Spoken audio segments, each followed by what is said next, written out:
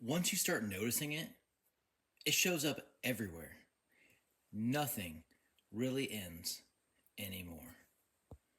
There's always another episode, there's always another update, another scroll, another notification.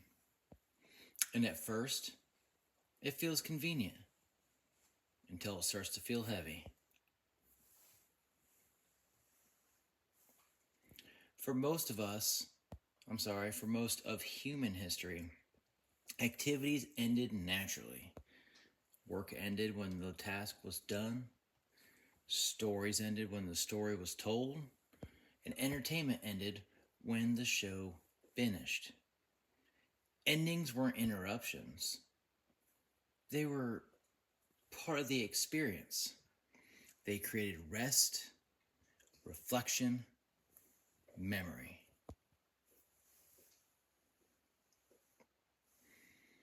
Modern systems operate under different incentives, however. Attention is valuable. Time spent is measurable. Continuation is profitable. An ending creates a risk. It's a chance to leave, a moment to reflect, a point where someone might choose something else. So, systems slowly removed them. Not dramatically, but quietly. What replaced endings? It looks harmless. They have autoplay, infinite scroll, persistent notifications, just one more.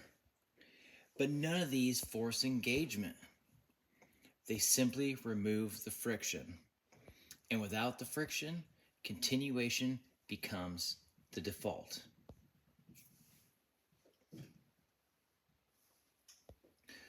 When systems don't end, stopping becomes a personal responsibility.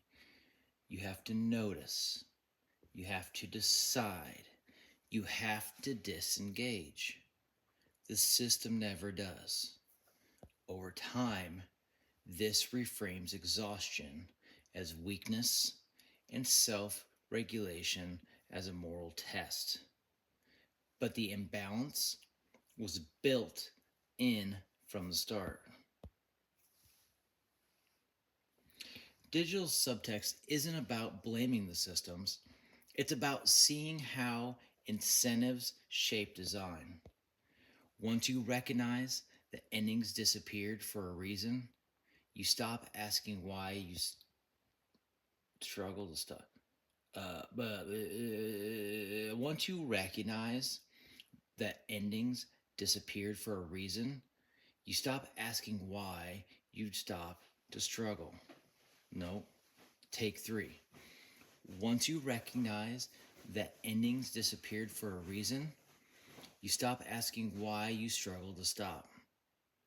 And you start asking why stopping was removed in the first place. That question changes the conversation. Thanks for being here.